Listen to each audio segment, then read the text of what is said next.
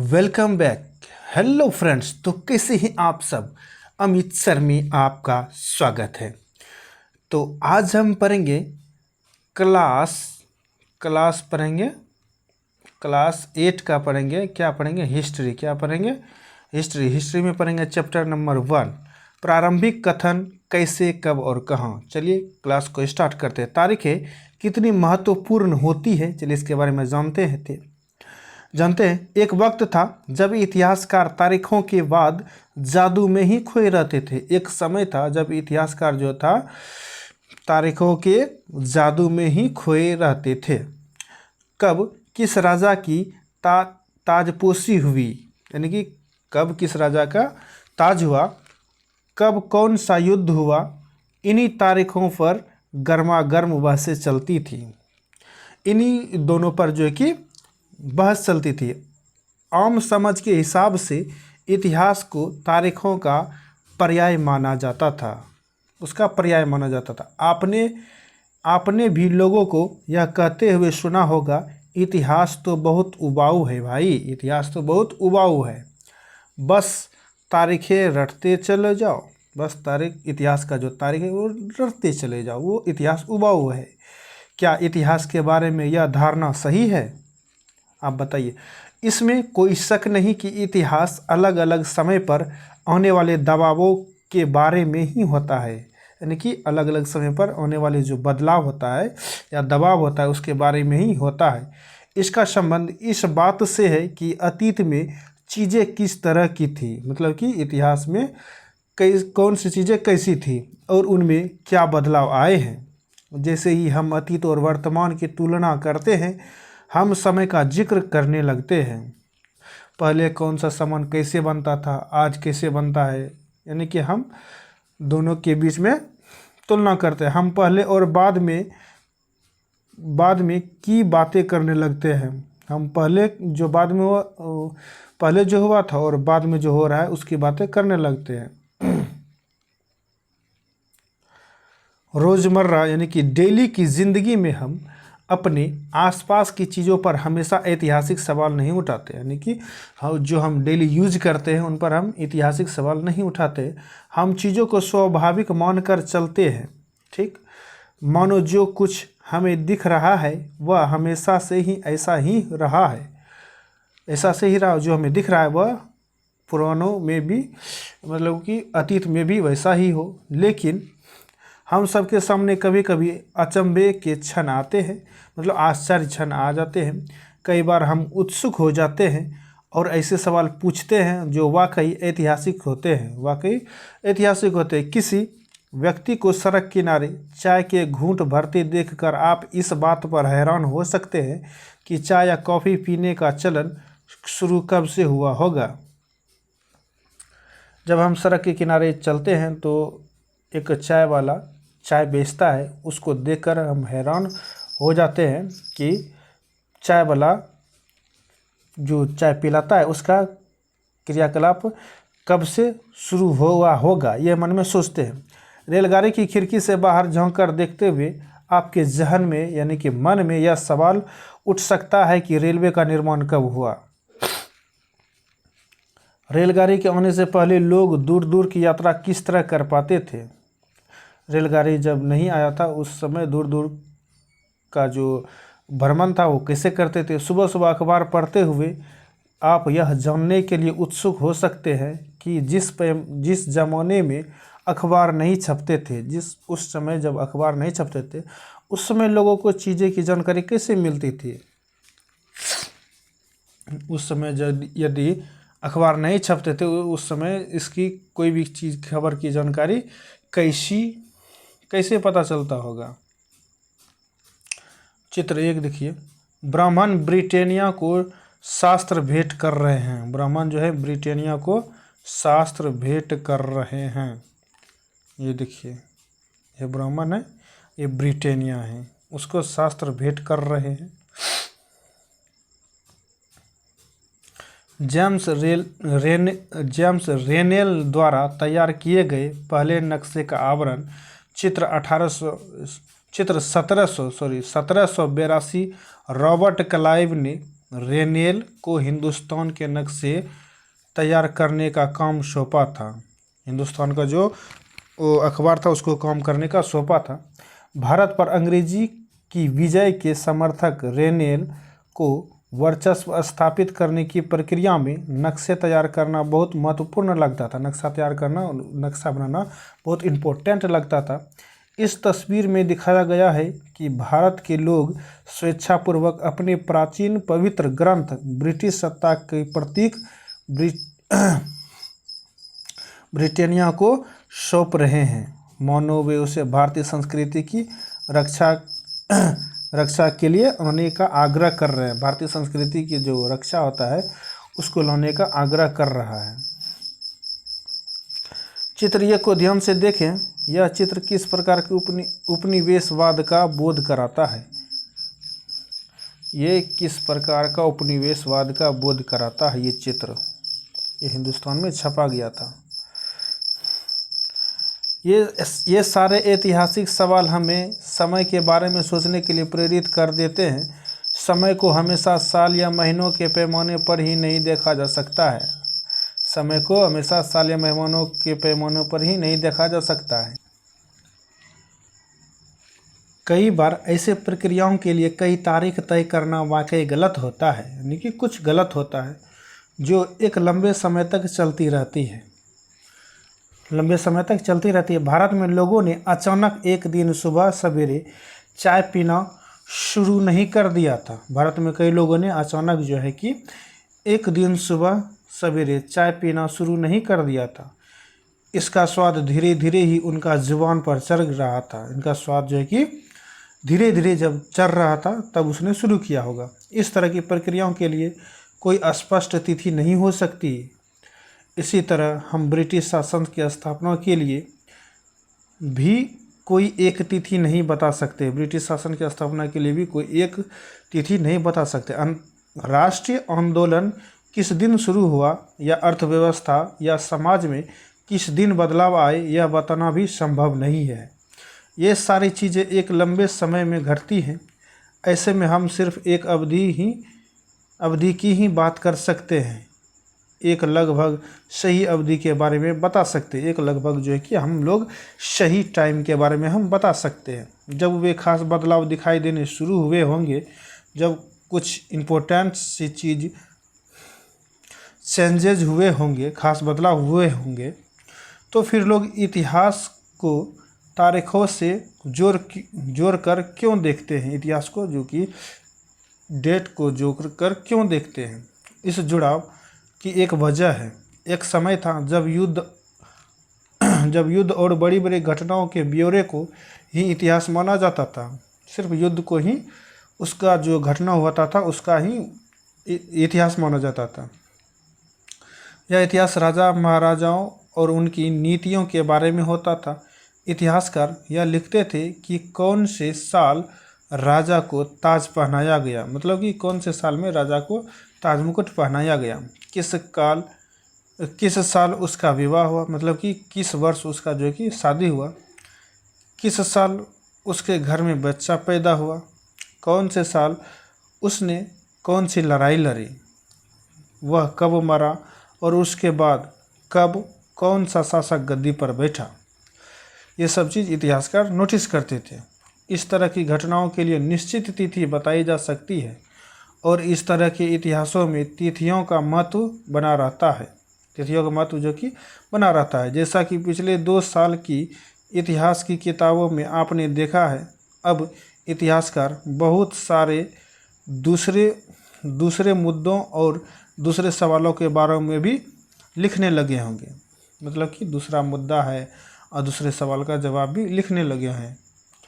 वे इस बात पर ध्यान देते हैं कि लोग किस तरह अपनी रोजी रोटी चलाते थे, वे क्या पैदा करते थे और क्या खाते थे, शहर कैसे बने और बाज़ार किस तरह फैला, शहर कैसे बने, बाज़ार किस तरह फैला, किस तरह रियासतें बनी, नए विचार पनपे और संस्कृति व समाज किस तरह बदले। जो संस्कृति थी, समाज जो थी, वो किस प्रकार बदला। ये देखिए एक चित्र है। चित्र 2, विज्ञापनों से भी पसंद नापसंद तय होती है। पुराने विज्ञापनों से हमें यह समझने में मदद मिलती है कि नए उत्पादों के लिए बाजार किस तरह तैयार हुए और किस तरह नई रुचियाँ जो है कि चलन में आई। 1922 ईस्वी में लिप्टन चाय के लिए तैयार किया गया। लिप्टन जो है कि चाय के लिए तैयार किया गया। यह विज्ञापन इस बात की ओर संकेत करता है कि दुनिया भर के शाही लोग यही चाय पीते हैं। दुनिया भर का जो शाही राजा लोग था वो यही चाय पीते थे। इस तस्वीर में पीछे की तरफ एक भारतीय महल दिखाई दे रहा है। पीछे में महल दिखाई दे रहा है, जबकि अगले हिस्से में ब्रिटेन की रानी विक्टोरिया का तीसरा बेटा राजकुमार आर्थर घोड़े पर बैठा हुआ है। विक्टोरिया की रानी का तीसरा बेटा, वाह, ब्रिटेन की रानी जो थी विक्टोरिया का तीसरा बेटा राजकुमार आर्थर, राजकुमार का नाम क्या था, आर्थर, घोड़े पर बैठा है। राजकुमार आर्थर को ड्यूक ऑफ कॉर्नेट की पदवी दी गई। कौन सी पदवी थी? ड्यूक ऑफ कनोट की पदवी, ड्यूक ऑफ कनोट की पदवी राजकुमार आर्थर को दिया गया था। कौन सी तारीखें? कुछ तारीखों को महत्वपूर्ण मानने या पैमाना क्या होता है? कुछ तारीखों को महत्वपूर्ण मानने का पैमाना क्या होता है? चलिए इनके बारे में देखते हैं। हम जो तारीखें चुनते हैं, जिन तारीखों के इर्द गिर्द हम अतीत की कहानी बुनते हैं, वे अपने आप में महत्वपूर्ण नहीं होते। मतलब वे अपने आप में इम्पोर्टेंट नहीं होते हैं। वे इसलिए महत्वपूर्ण हो जाती हैं क्योंकि हम कुछ खास घटनाओं को महत्वपूर्ण मानकर चलने लगते हैं। कुछ ऐसी चीज़ें, घटना है, उनको इम्पोर्टेंट देते हैं। अगर अध्ययन का विषय बदल जाता है, अगर हम नए मुद्दों पर ध्यान देने लगते हैं, तो महत्वपूर्ण तारीखें भी बदल जाती है। वो जो डेट है वो भी चेंज होती जाती है। एक उदाहरण पर विचार कीजिए। भारत में ब्रिटेन इतिहासकारों ने जो इतिहास लिखे, उनमें हर एक गवर्नर जनरल का शासन काल महत्वपूर्ण है। मतलब हर एक गवर्नर जनरल का शासन टाइम पीरियड जो था बहुत इम्पोर्टेंट है। ये इतिहास प्रथम गवर्नर जनरल वॉरेन हेस्टिंग्स के शासनकाल से शुरू होते थे और आखिरी वायसराय लॉर्ड माउंटबेटन के साथ ख़त्म होते थे। अलग अलग अध्याय में हम दूसरे गवर्नर जनरलों Hastings, Wellesley, Bentinck, Dalhousie, Canning, Lawrence, Lytton, Ripon, Curzon, Hardinge, Irwin के बारे में भी पढ़ते हैं। अलग अलग चैप्टर में अलग अलग वायसराय का हम नाम लेकर पढ़ते हैं। इस इतिहास में गवर्नर जनरलों और वायसरायों का कभी न खत्म होने वाला सिलसिला ही छाया रहता था। इतिहास की इन किताबों में सारी तारीखों का महत्व इन अधिकारियों, उनकी गतिविधियों, नीतियों, उपलब्धियों के आधार पर ही तय होता था। मतलब इनकी जो गतिविधि था उनके ऊपर ही ये उपलब्धि के आधार पर ये तय हुआ रहता था। यह ऐसे थे मानो इन लोगों के जीवन के बाहर ऐसी कोई चीज़ नहीं थी जिसे जानना महत्वपूर्ण हो। इन लोगों के जीवन का क्रम ब्रिटिश भारत के इतिहास में अलग अलग अध्यायों का विषय बन जाता है। ब्रिटिश अध्याय में जो है कि अलग अलग अध्याय का विषय मतलब सब्जेक्ट बन जाता है। क्या हम इसी दौर के इतिहास को अलग ढंग से नहीं लिख सकते? आप नोट में लिखिए। गवर्नर जनरलों के इतिहास के चौखट में हम भारतीय समाज के विभिन्न समूहों और वर्गों की गतिविधियों पर किस तरह ध्यान दे सकते हैं? आप थिंकिंग कीजिए। क्या कीजिए? थिंकिंग कीजिए। जब हम इतिहास या कोई कहानी लिखते हैं तो उसे टुकड़ों या अध्यायों में बांट देते हैं। मतलब छोटे छोटे टुकड़ों में बांट देते हैं। हम ऐसा क्यों करते हैं? ऐसा इसलिए किया जाता है कि ताकि जो है कि हर चैप्टर, हर अध्याय में कुछ सामंजस्य रहे। इसका मकसद कहानी हो इस तरह सामने लाना होता है कि उसे आसानी से समझा जा सके और याद रखा जा सके, मतलब कि उनको पूरा A to Z माइंड में सेट हो। इस प्रक्रिया में हम सिर्फ उन घटनाओं पर जोर देते हैं जो उस कहानी को पेश करने में मददगार होती है। जो कहानी को पेश करने में इम्पोर्टेंट देते हैं उसी कहानी के ऊपर जोर देते हैं। जो इतिहास गवर्नर जनरलों के जीवन के इर्द गिर्द चलता है उसमें भारतीयों की गतिविधियाँ कोई मायने नहीं रखती। भारत की गतिविधि जो है कोई मायने नहीं रखता था। भारतीय की गतिविधि उनके लिए वहाँ कोई जगह नहीं होती, तो फिर क्या किया जाए।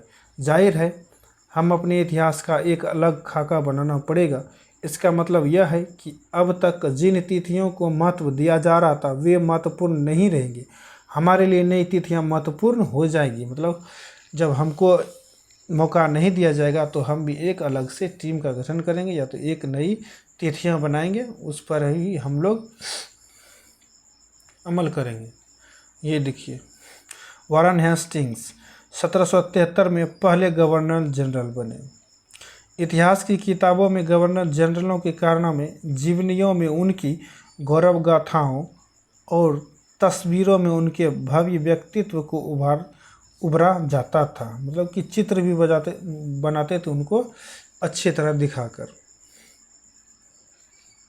हम अवधियां कैसे तय करते हैं। 1817 में स्कॉटलैंड के अर्थशास्त्री और राजनीतिक दार्शनिक जेम्स मिल ने 3 विशाल खंडों में ए हिस्ट्री ऑफ ब्रिटिश इंडिया यानी कि ब्रिटिश भारत का इतिहास नामक एक जो है कि किताब लिखी थी। किसने खोज किया था? जेम्स मिल ने। कौन सा किताब लिखा था? ए हिस्ट्री ऑफ ब्रिटिश इंडिया। कौन सा किताब लिखा था? ए हिस्ट्री ऑफ ब्रिटिश इंडिया। कितने ईस्वी में? 1817 ईस्वी में। इस किताब में उन्होंने भारत के इतिहास को हिंदू, मुस्लिम और ब्रिटिश इन 3 कालखंडों में बांटा था। जेम्स मिल ने भारत के इतिहास को 3 भागों में विभक्त किया था। कितने भागों में? 3 भागों में विभक्त किया था, हिंदू, मुस्लिम और ब्रिटिश। कालखंडों के इस निर्धारण को ज़्यादातर लोगों ने मान भी लिया, मतलब कि आदमी ने मान भी लिया, सहमति भी होगी। क्या आपको भारतीय इतिहास को समझने में इस तरीके में कोई समस्या दिखाई देती है तो आप नोट में लिखिए।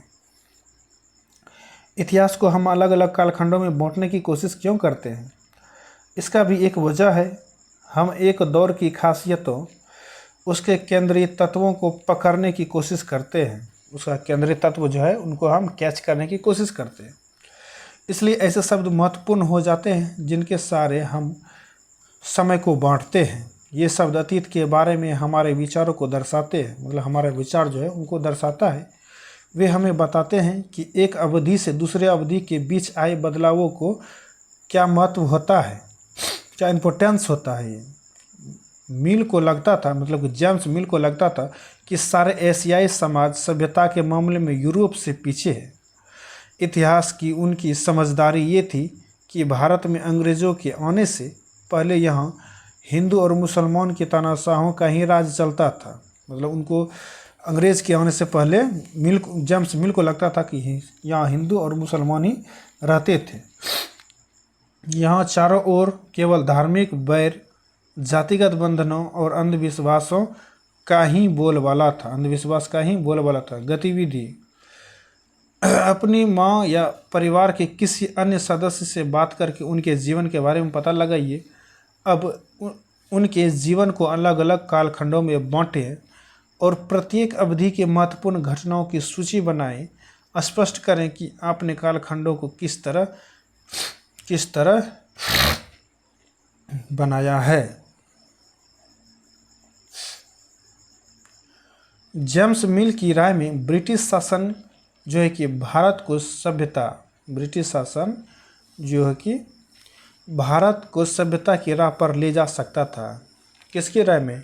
जेम्स मिल की राय में। इस काम के लिए जरूरी था कि भारत में यूरोपीय शिष्टाचार, कला, संस्थानों और कानूनों को लागू किया जाए। मिल ने तो यहाँ तक सुझाव दिया था कि अंग्रेज़ों को भारत के सारे भूभाग पर कब्जा कर लेना चाहिए ताकि भारतीय जनता को ज्ञान और सुखी जीवन प्रदान किया जा सके। ये जेम्स मिल का मानना था। उसका मानना था कि अंग्रेज़ों की मदद के बिना हिंदुस्तान प्रगति नहीं कर सकता। अंग्रेज़ों की हेल्प के बिना हिंदुस्तान कभी आगे नहीं बढ़ सकता। इतिहास की इस धारणा में अंग्रेजी शासन प्रगति और सभ्यता का प्रतीक था। अंग्रेजी शासन से पहले सारा अंधकार का दौर था। क्या इस तरह की धारणा को स्वीकार किया जा सकता है? क्या इस तरह की अवधारणा जो जेम्स मिल ने दिया था, इसको स्वीकारा जा सकता है? क्या इतिहास के किसी दौर को हिंदू या मुसलमान दौर कहा जा सकता है? क्या इन सारे दौरों में कई तरह के धर्म एक साथ नहीं चलते थे? किसी युग को केवल उस समय के शासकों के धर्म के हिसाब से तय करने की ज़रूरत क्या है? अगर हम ऐसा करते हैं तो इसका मतलब यह कहना चाहते हैं कि औरों के जीवन और तौर तरीकों का कोई महत्व नहीं होता। औरों के जीवन का कोई महत्व नहीं होता है। हमें याद रखना चाहिए कि प्राचीन भारत में सारे शासकों का भी एक धर्म नहीं होता था। मतलब वहाँ का जो शासक था उसका कोई धर्म नहीं होता था। अंग्रेजों द्वारा सुझाए गए वर्गीकरण से अलग हटकर इतिहासकार भारतीय इतिहास को आमतौर पर प्राचीन, मध्यकालीन और तथा आधुनिक कालों में बांट कर देखते हैं। इस विभाजन की भी अपनी समस्याएं हैं, कुछ प्रॉब्लम्स हैं। इतिहास को इन खंडों में बांटने की यह समझ भी पश्चिम से आई है। इतिहास का जो बांटने का कला था वो पश्चिम से ही आया था। पश्चिम में आधुनिक काल को विज्ञान, तर्क, लोकतंत्र, मुक्ति और समानता जैसी आधुनिकता की ताकतों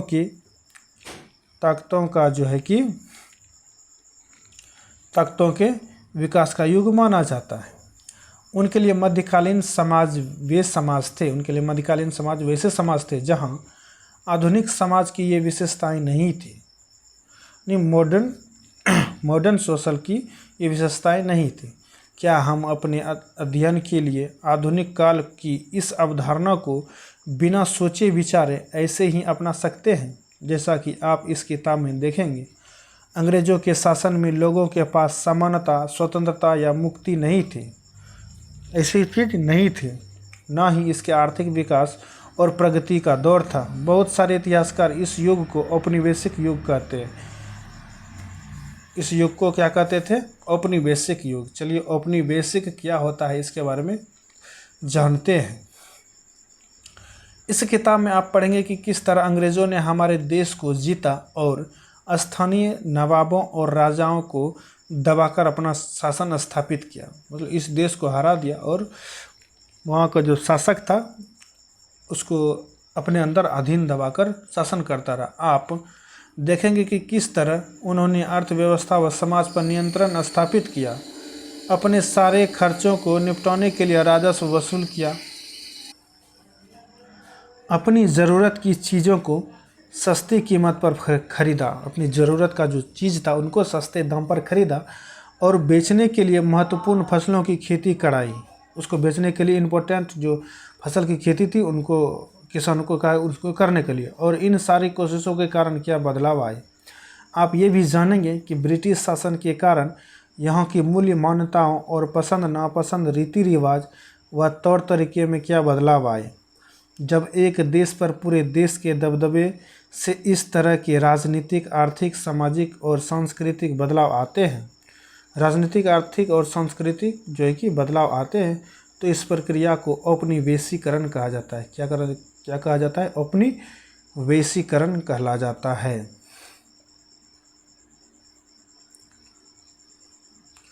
लेकिन जल्दी ही आप ये समझ जाएंगे कि सारे वर्ग और समूह इन बदलावों को एक ही ढंग से अनुभव नहीं कर रहे थे।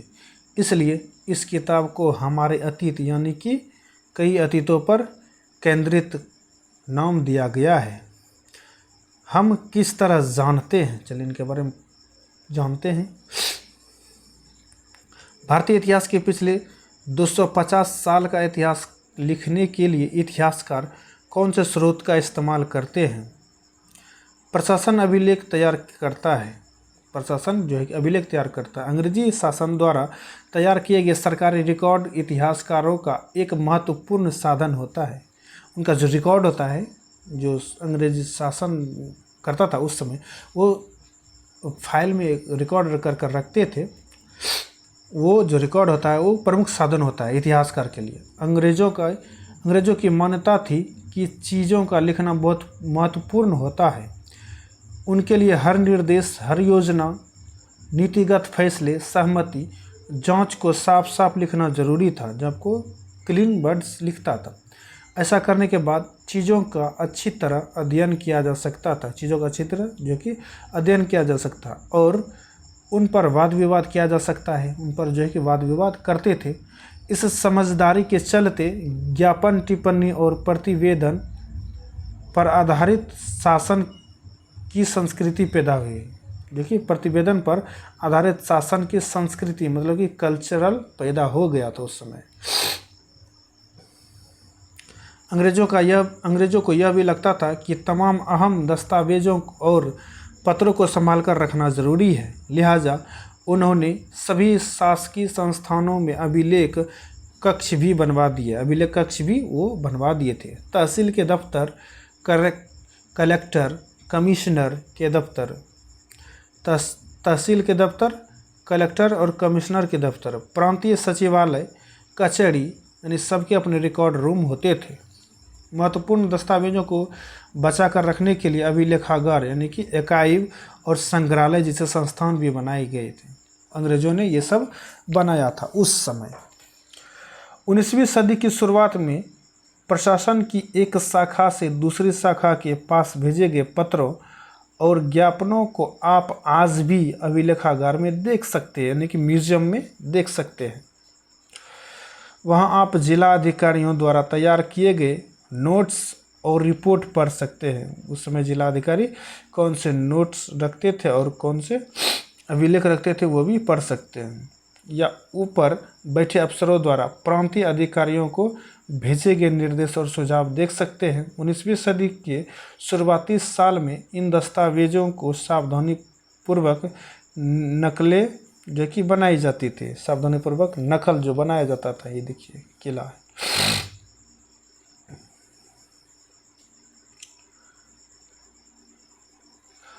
चित्रचारण भारतीय राष्ट्रीय अभिलेखागार 1920 के दशक में बनाया गया। ये अभिलेखागार 1920 के दशक में, जब दिल्ली का निर्माण हुआ तो राष्ट्रीय संग्रहालय और राष्ट्रीय अभिलेखागार दोनों ही वायसराय के निवास के नज़दीक बनाए गए थे।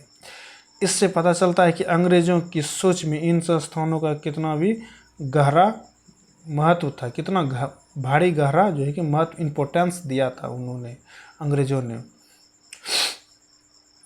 गृह विभाग को भेजी गई रिपोर्ट, यानी कि गृह विभाग जो कि सन 1946 में भारत की औपनिवेशिक सरकार शाही भारतीय नौसेना के जहाज़ों में सिपाहियों की बगावत को कुचलने का प्रयास कर रही थी। यानी कि 1946 में भारत की औपनिवेशिक सरकार शाही भारतीय नौसेना के जहाज़ों में सिपाहियों को बगावत से कुचलने का प्रयास कर रहा था। उस समय विभिन्न बंदरगाहों से गृह विभाग को जो रिपोर्टें मिल रही थी, उनके कुछ नमूने इस प्रकार हैं। चलिए देखते हैं। बम्बई का रिपोर्ट देखिए। इस बगावत का इंतजाम कर लिया गया है कि सेना जहाज़ों और दफ्तरों पर कब्जा कर ले। शाही नौसैनिक जहाज़ अभी भी बंदरगाह से बाहर ही हैं। कराची का देखिए। 301 विद्रोहियों को गिरफ्तार कर लिया गया है। कुछ अन्य संदेहास्पद विद्रोही भी गिरफ्तार किए गए हैं। सारे दफ्तर सैनिक निगरानी में है। ये कराची से रिपोर्ट भेजा गया था। विशाखापट्टनम, स्थिति पूरी तरह नियंत्रण में है और कहीं हिंसा नहीं हुई है। जहाज़ों और प्रतिष्ठानों पर सैन्य गार्ड तैनात कर दिए गए हैं। किसी परेशानी की उम्मीद नहीं है, सिवाय इसके कि संभव है कि कुछ सिपाही काम पर न आए। Director of intelligence, headquarter, India compounds, situation report संख्या 7, फाइल संख्या 5/1/1946। ये देखिए। गृह राजनीतिक, भारत सरकार, ये भारत सरकार को रिपोर्ट भेजा गया था।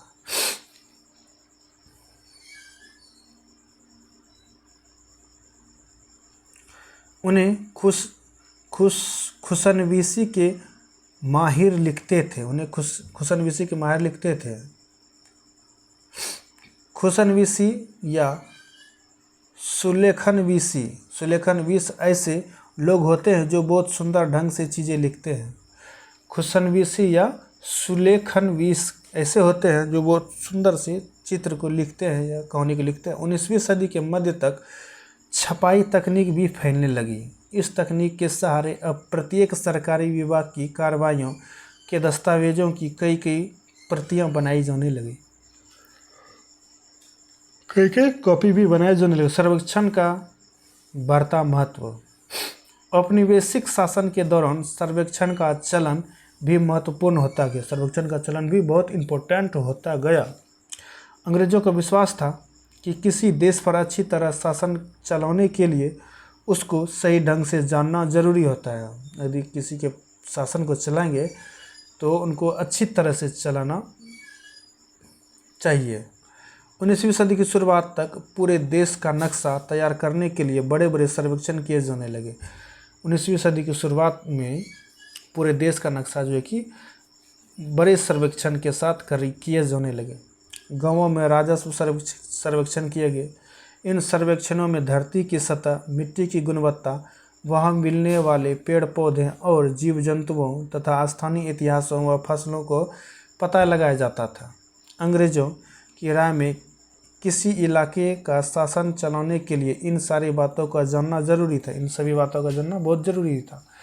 19वीं सदी के आखिर से हर 10 साल में जनगणना भी की जाने लगी। हर 10 साल में जो है कि जनगणना भी करा जाने लगा। जनगणना के जरिए भारत के सभी प्रांतों में रहने वाले लोगों की संख्या, उनकी जाति, इलाके और व्यवसाय के बारे में जानकारियाँ इकट्ठा भी की जाती थी।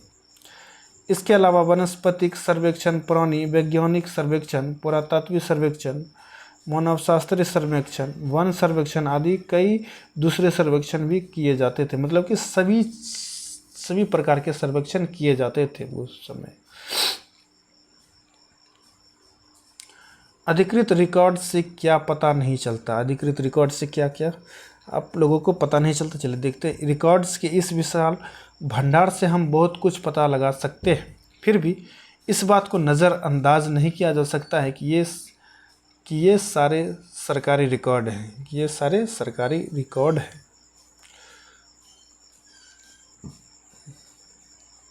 ये देखिए शरीफे का फल है, शरीफे का पौधा 1770 के दशक का।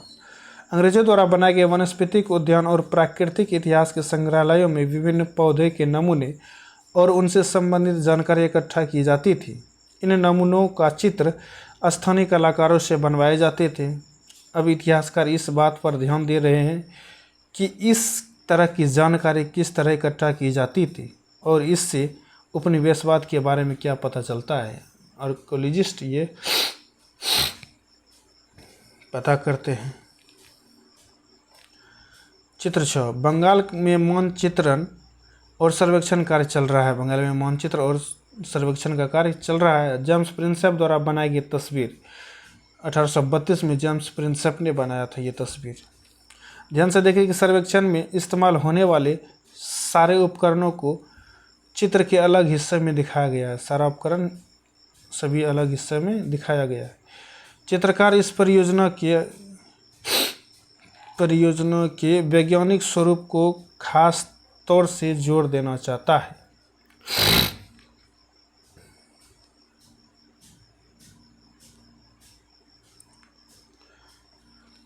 देखिए चित्र 7, 1857 के विद्रोही।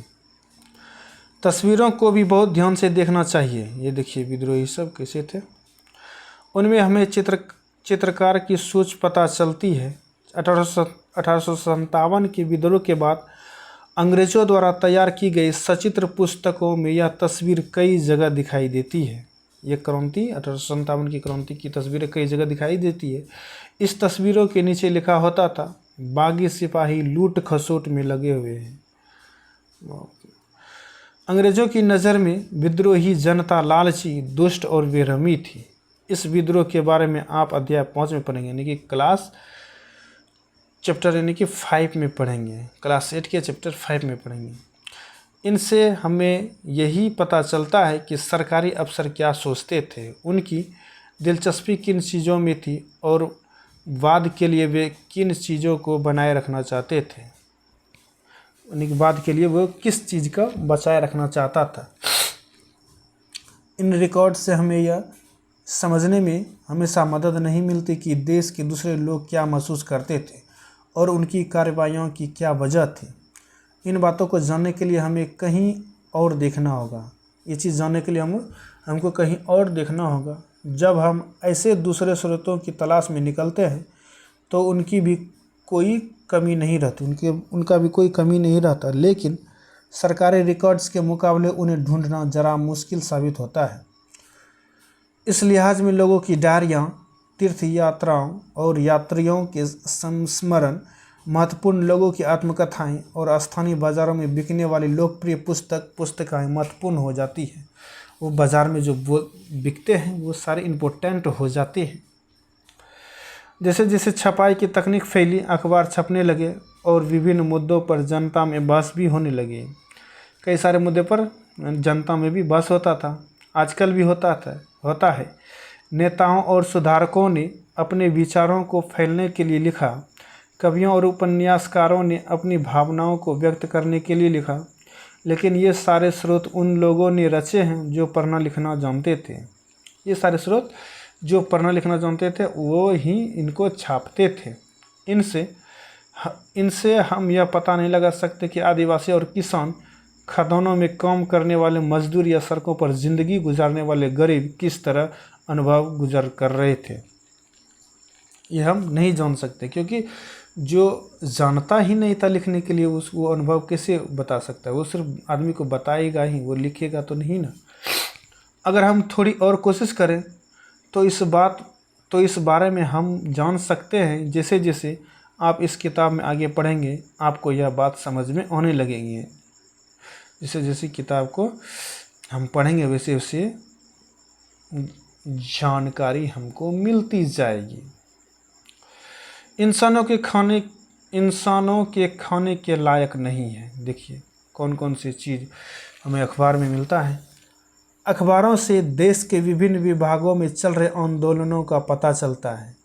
यहाँ 1946 में हुई पुलिस की एक हड़ताल की खबर दी गई है। पुलिस की हड़ताल की एक खबर दी गई। देखिए दिल्ली में 2000 से ज़्यादा पुलिस वालों ने बृहस्पतिवार सवेरे अपने कम वेतन और पुलिस लाइन्स बावर्चीखाने से आने वाले घटिया भोजन के खिलाफ, मतलब बावर्चीखाने से जो था कि आने वाले घटिया भोजन के खिलाफ खाना खाने से इनकार कर दिया। कहाँ में? दिल्ली में। जैसे जैसे यह खबर दूसरे पुलिस थाने तक पहुंची, वहाँ भी पुलिस वालों ने खाने से इनकार कर दिया। मतलब जैसे जैसे दूसरे पुलिस थाने में पहुंची तो वहाँ भी खाना बंद कर दिया। एक हड़ताली का कहना था, पुलिस लाइन्स की रसोई से हमारे लिए जो खाना आता है वह कोई इंसान नहीं खा सकता। मतलब कि पुलिस लाइन्स में जो खाना बनता था मेस में, वो कोई इंसान नहीं खा सकता। हमें जो चपाती और दाल खानी पड़ती है उसे जानवर तक नहीं खाते। हिंदुस्तान टाइम्स ये खबर जो छपी थी 22 मार्च 1946 ईस्वी को। देखिए उस समय पुलिस वालों को भी अच्छी तरह से खाना नहीं दिया जाता था। देखिए गतिविधि स्रोत 1 और 2 को देखें। क्या आपको प्रतिवेदनों के स्वरूप में कोई फ़र्क दिखाई देता है? बताइए कि आपको क्या फ़र्क दिखाता है। आप नोट्स में बताइए कि आपको क्या चेंजेस मिलता है।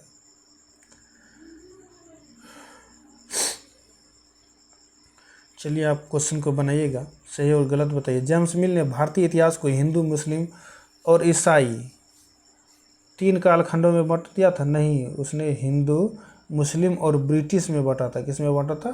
ब्रिटिश में बांटा था। तो चलिए आज की क्लास में इतना है। तब तक के लिए जय हिंद, जय भारत, जय माता दी।